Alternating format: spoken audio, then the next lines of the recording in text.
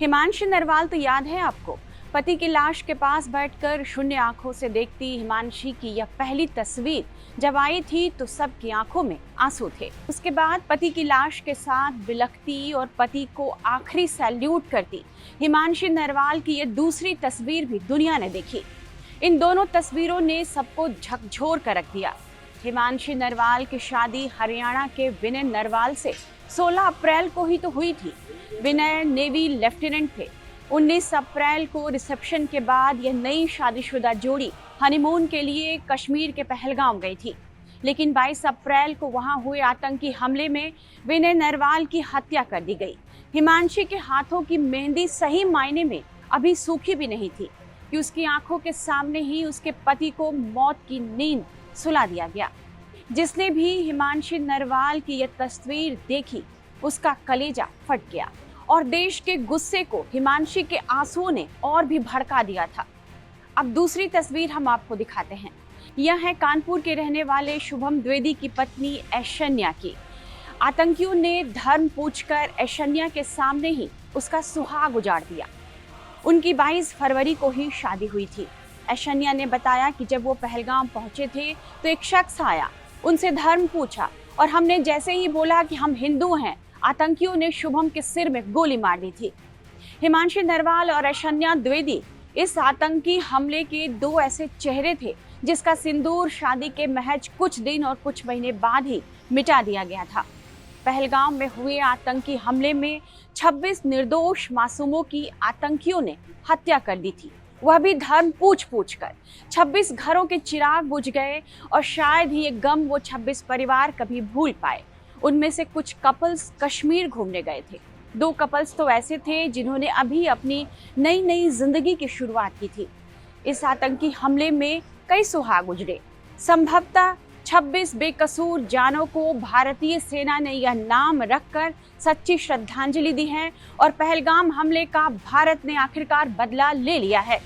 भारतीय सेना ने पीओके और पाकिस्तान में 9 आतंकी ठिकानों को निशाना बनाया है। भारतीय सेना और वायुसेना ने मिलकर ऑपरेशन सिंदूर को अंजाम दिया है। यह उन महिलाओं का बदला था जिनका सुहाग उजाड़ा गया है। दहशतगर्दों ने पुरुषों को खास तौर से निशाना बनाया और उनकी पत्नियों के सामने ही उनके धर्म पूछकर उनको एक एक करके मिटा दिया। इन 15 दिनों में वह रोती बिलखती बस अपने सुहाग को याद करती रही हैं। भारत ने पहलगाम आतंकी हमले के 15 दिन बाद बड़ी कार्रवाई की है और उजड़े सुहागों का बदला लिया है। भारत ने ऑपरेशन सिंदूर चलाकर पाकिस्तान और पीओके में कई जगहों पर हमला किया है, जिनमें आतंकियों को निशाना बनाकर एयर स्ट्राइक की गई है। मीडिया रिपोर्ट्स के मुताबिक इस एयर स्ट्राइक में सटीक निशाने वाले हथियारों का इस्तेमाल किया गया। यह एक संयुक्त ऑपरेशन था जिसमें भारतीय सेना और वायुसेना दोनों शामिल थे और इस ऑपरेशन का नाम ऑपरेशन सिंदूर रखा गया। भारतीय सेना की ओर से इसकी जानकारी आधिकारिक एक्स हैंडल पर दी गई है। बताया जा रहा है कि पीएम मोदी की सलाह पर ही सेना के इस ऑपरेशन को ऑपरेशन सिंदूर नाम दिया गया। इस स्ट्राइक से पहले भारत ने पाकिस्तान के खिलाफ कई फैसले लिए थे। उसने सिंधु जल समझौते को रद्द कर दिया। इसके अलावा राजनयिक संबंधों में भी कटौती कर दी गई। पाकिस्तानी नागरिकों को उनके मुल्क भेज दिया गया है। पाकिस्तान के साथ भारत ने कारोबार और डाक सेवा को भी बंद कर दिया है। भारत की इन कार्रवाई को हमले के ट्रेलर के रूप में देखा जा रहा था और यह माना जा रहा था कि भारत इस हमले का बदला जरूर लेगा। पहलगाम आतंकी हमले के बाद पूरा देश गुस्से में था और पाकिस्तान से बदला लेने की मांग की जा रही थी। पीएम मोदी ने बिहार के मधुबनी में एक सभा को संबोधित करते हुए आतंकियों को कड़ा संदेश दिया था। उन्होंने कहा था कि इस बार ऐसा एक्शन होगा जिसकी आतंकियों ने कल्पना भी नहीं की होगी। उन्हें मिट्टी में मिलाया जाएगा। पीएम मोदी ने साफ साफ कह दिया था कि भारत इस हमले का बदला जरूर लेगा और आतंकियों को दुनिया के किसी भी कोने से ढूंढकर उसे सजा जरूर दी जाएगी। पीएम मोदी लगातार सेना के अधिकारियों के साथ बैठक कर रहे थे उन्होंने एनएसए अजीत डोभाल के साथ कई बैठकें की।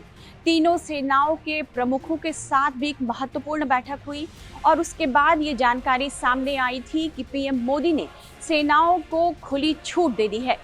मीडिया रिपोर्ट्स के मुताबिक ऑपरेशन सिंदूर पर पीएम मोदी की लगातार नजर बनी हुई थी।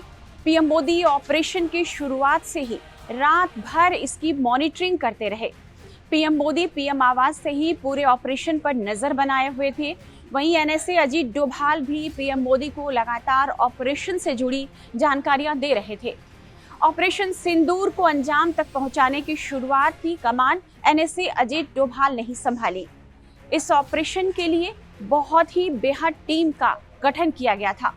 ऑपरेशन के पहले चरण में पाकिस्तान के भीतर चल रही गतिविधियों के बारे में इंटेलिजेंस इनपुट इकट्ठा किए गए। उन सभी ठिकानों की सिलसिलेवार तरीके से पहचान की गई जहां पर आतंकियों ने अपना ठिकाना बनाया था। हमले का पुख्ता प्लान जब तैयार हो गया तो इसके बाद एनएसए अजीत डोभाल ने प्रधानमंत्री नरेंद्र मोदी से मुलाकात की। पीएम मोदी से हमले को लेकर गहन मंत्रणा के बाद यह तय किया गया कि इस हमले में सिर्फ आतंकी ठिकानों को ही निशाना बनाया जाएगा। पीएम मोदी से मुलाकात के बाद एनएसए अजीत डोभाल ने एक बार फिर अपने कोर टीम के साथ मीटिंग की और रात करीब 1:28 पर भारतीय सेना ने ऑपरेशन सिंदूर लॉन्च किया। 26/11 मुंबई आतंकी हमले का गुनहगार, पहलगाम हमले को अंजाम देने वाला टीआरएफ का मास्टरमाइंड और आतंकियों के आका लश्कर चीफ हाफिज सईद के हेडक्वार्टर मुरीद को उड़ा दिया गया है। वहीं संसद हमले के आरोपी मसूद अजहर के बहावलपुर में गढ़ को भी ढहा दिया गया है। मुजफ्फराबाद में हिजबुल मुजाहिदीन के हेडक्वार्टर को भी भारतीय एयर स्ट्राइक में तबाह कर दिए जाने की खबर है। ऑपरेशन सिंदूर पूरा होने पर शुभम द्विवेदी की पत्नी की प्रतिक्रिया आई है। शुभम द्विवेदी की पत्नी ने कहा है कि पीएम मोदी ने मेरे पति की मौत का बदला लिया है। ऐशन्या का कहना है कि जो कार्रवाई की गई है ये उसके पति को सच्ची श्रद्धांजलि है। आज उनकी आत्मा को शांति मिलेगी। तो बहुत धन्यवाद करती हूँ, उनसे बहुत थैंक यू कहती हूँ कि उन्होंने मेरे पति की मौत का बदला लिया है। तो उन्होंने कहा कि हमने बात सरकार तक पहुंचाई और सरकार ने उसका बदला लिया और आज उनकी धन्यवाद कहूंगी। मैं बहुत छोटी हूँ, उन्हें कुछ भी कहने या नहीं कहने वाली, लेकिन हाँ जिस तरीके से हमारे पूरे परिवार को उन पे विश्वास था, उन्होंने उसी तरीके से जवाब देके हमारे विश्वास को कायम रखा है। And I am really thankful. जिस तरह से आपसे आतंकी में बात की। बिल्कुल सर, असली श्रद्धांजलि, और शायद वो आज जहाँ पे भी है आज वो शायद थोड़ी शांति में होगा। वहीं ऑपरेशन सिंदूर से पुणे के संतोष जगदाले की पत्नी भी भावुक हुई हैं। संतोष भी उनमें से एक थे जिनकी 22 अप्रैल को आतंकियों ने पहलगाम में हत्या कर दी थी, वह भी प्रगति यानी उनकी पत्नी के सामने। प्रगति जगदाले ने कहा है कि आतंकवादियों ने जिस तरह हमारी बेटियों का सिंदूर मिटाया उसके बाद यह करारा जवाब है। इस ऑपरेशन का नाम सुनते ही मेरी आंखों में आंसू आ गए। उन्होंने क्या कहा है ये सुन लीजिए। पाकिस्तान के खिलाफ उसके लिए मैं उनका आभार व्यक्त करती हूँ, क्योंकि उन्होंने पाकिस्तान को ये दिखा के दिया कि हम भी चुप बैठने वालों में से नहीं हैं। हमारे जो मिडिल क्लास लोग हैं उन पर उन्होंने अटैक किया।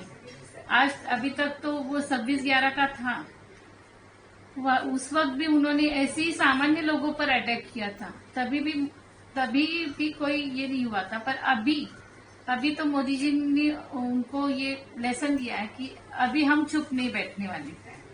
और ये ऑपरेशन सिंदूर उन्होंने जो स्टार्ट किया है वो पूरा दहशतवाद खत्म करके ही वो अभी चुप बैठेंगे, मुझे तो ऐसा लगता है। और उन्होंने ये जो किया है उसके लिए मैं उनको बहुत ज्यादा थैंक यू कह सकते हैं कि इस हमले के साथ ही भारत ने पहलगाम की पीड़ित महिलाओं को इंसाफ दिलाया है।